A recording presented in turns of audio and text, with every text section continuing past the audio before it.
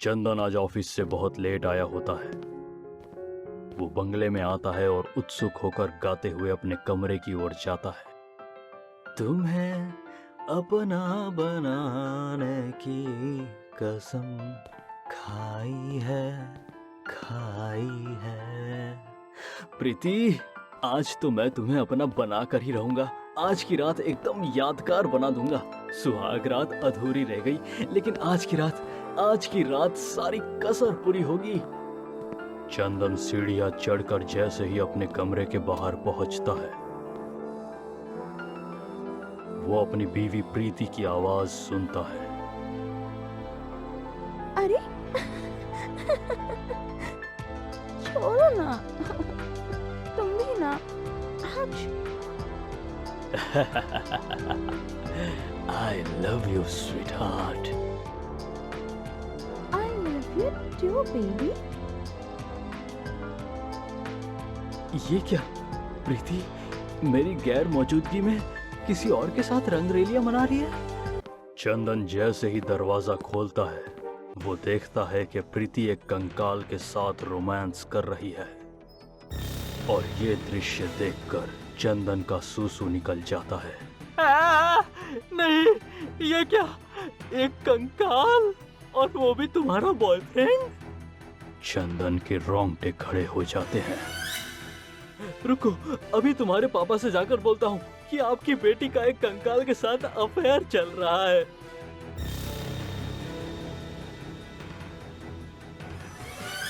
नहीं चंदन, ऐसा कुछ भी करने की भूल मत करना। रुको चंदन। प्रीति एक अमीर जमींदार की बेटी थी जिसका नाम रोशनलाल था। लेकिन प्रीति को एक गरीब नौकर से प्यार हो जाता है जिसका नाम रोहित होता है। एक दिन रोहित और प्रीति दोनों कमरे में छुपकर रोमांस कर रहे होते हैं। आई लव यू प्रीति, मैं तुम्हारे बिना एक पल भी नहीं रह सकता। मैं तुमसे मरने के बाद भी प्यार करते ही रहूंगा। मैं भी तुमसे बहुत प्यार करती हूँ रोहित, लेकिन क्या पापा हमारे इस रिश्ते को अपना पाएंगे? जब प्यार किया तो डरना क्या, प्यार किया कोई चोरी नहीं की, छुप छुप के आहें भरना क्या। प्रीति मेरी जान, ये सब छोड़ो और चलो जल्दी से मुझे एक जादू की झप्पी और होठों पे पप्पी दे दो। हाँ जानू।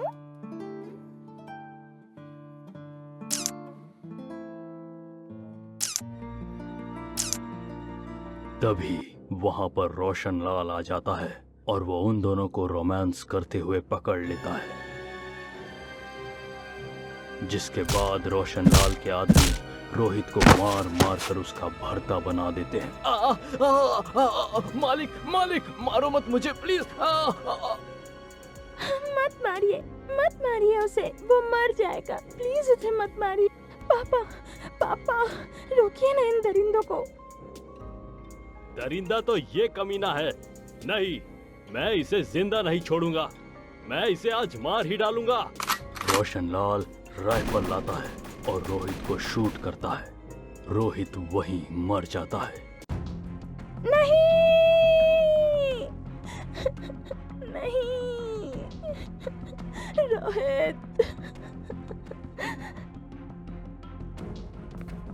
रोशनलाल के आदमी रोहित को एक कब्रिस्तान में दफन कर देते हैं। कुछ दिनों बाद प्रीति रात में उस कब्रिस्तान में जाती है और रोहित के कब्र के पास बैठकर रोती है। I miss you रोहित, मैं तुम्हारे बिना नहीं जी पा रही हूँ। पापा ने गार्ड्स को मेरे कमरे के बाहर तैनात कर दिया है, लेकिन अब सब सो गए हैं, इसलिए मैं तुमसे मिलने आई हूँ। लेकिन अफसोस, अब तुम मुझसे कभी मिल नहीं पाओगे। इससे पहले कि वो गार्ड्स नींद से जाग जाए, मुझे जाना होगा। बाय रोहित।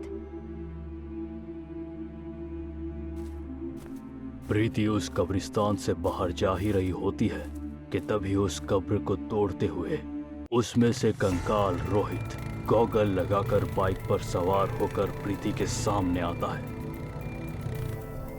रुक जा ओ दिल दीवाने, पूछो तो मैं जरा, लड़की है या जादू, खुशबू है या नशा? रोहित, तुम? हाँ प्रीति डार्लिंग, तुमसे वादा किया था ना, मरने के बाद भी प्यार करता ही रहूंगा। तुम्हारा बॉयफ्रेंड इंसान से कंकाल जरूर बन चुका है, लेकिन हूँ तो मैं तुम्हारा रोहित ही मेरी जान। प्रीति और रोहित एक दूसरे के गले लगते हैं। उस दिन से दोनों एक दूसरे को रोजाना मिलते हैं। रोशन लाल प्रीति की शादी एक अमीर बिजनेसमैन चंदन से करा देते हैं, लेकिन उसके बाद भी चंदन जब घर पर नहीं होता, तब पूरा दिन प्रीति अपने कंकाल बॉयफ्रेंड रोहित के साथ प्यार भरा समय बिताती है। एक रात प्रीति और रोहित का राज चंदन के सामने आ जाता है। चंदन भाग भाग कर टेलीफोन के पास जाता है और रोशन लाल को सारा सच बता देता है। नहीं, चंदन, चंदन, तुमने ये क्या किया? चुप रहो तुम, इस रोहित की तो मैं। चंदन रोहित और प्रीति दोनों को अलग अलग जगह बांध देता है। रोशन लाल अपने आदमियों संग तलवार लेकर आता है। रोहित, अपनी शक्तियों का इस्तेमाल करो। नहीं प्रीति, आज शरद पूर्णिमा की रात है, आज मेरी शक्तियां काम नहीं करेगी। आज तो इस कंकाल रोहित का किस्सा मैं हमेशा हमेशा के लिए खत्म कर दूंगा। तभी रोशन लाल कंकाल रोहित को तलवार से काटने जा ही रहा होता है कि तभी अपने दांतों से रस्सी तोड़कर प्रीति आगे आ जाती है और उसका गला कट जाता है। प्रीति, बेटा ये तुमने क्या कर दिया? प्रीति! जीते जी तो मैं और कंकाल रोहित कभी एक नहीं हो पाएंगे, इसलिए मैं खुद कंकाल बनकर अपने रोहित के साथ रहूंगी। तभी प्रीति और रोहित पर आसमान से पूर्णिमा के चांद की रोशनी पड़ती है और दोनों गायब हो जाते और कंकाल लोग जाकर एक सुखद जीवन जीते हैं। दोनों को आखिर ऊपर वाले ने एक कर ही दिया। Twinkle, twinkle, little star, how I wonder what you are up above the world so high, like a diamond in the sky. अंधेरी रात में बीच जंगल में एक अघोरी जोर जोर से मंत्रों का उच्चारण कर रहा होता है। ह्रीं क्लीं चामुंडाय नमः, ह्रीं क्लीं चामुंडाय नमः। वहीं पास ही एक औरत हाथ जोड़कर बैठी होती है और सामने किसी की लाश पड़ी होती है। बाबा, और कितना समय लगेगा? बस कुछ समय और, जिसके बाद इसकी आत्मा आकर इस गुब्बारे में कैद हो जाएगी, जिसके बाद मैं इसे इसके शरीर में डाल दूंगा। जी बाबा। और एक बार फिर से मंत्रों का उच्चारण शुरू हो जाता है। बेटी, आंखें बंद कर लो, अब समय आ गया है, आत्मा गुब्बारे में कैद होने वाली है। शांति अघोरी के कहे मुताबिक आंखें बंद कर लेती है, लेकिन उसके ऐसा करते ही अघोरी पास ही रखी तलवार से शांति की गर्दन धड़ से अलग कर देता है और उसकी आत्मा को गुब्बारे में कैद कर देता है। आई बड़ी सती सावित्री बनकर पति को जीवित करवाने वाली।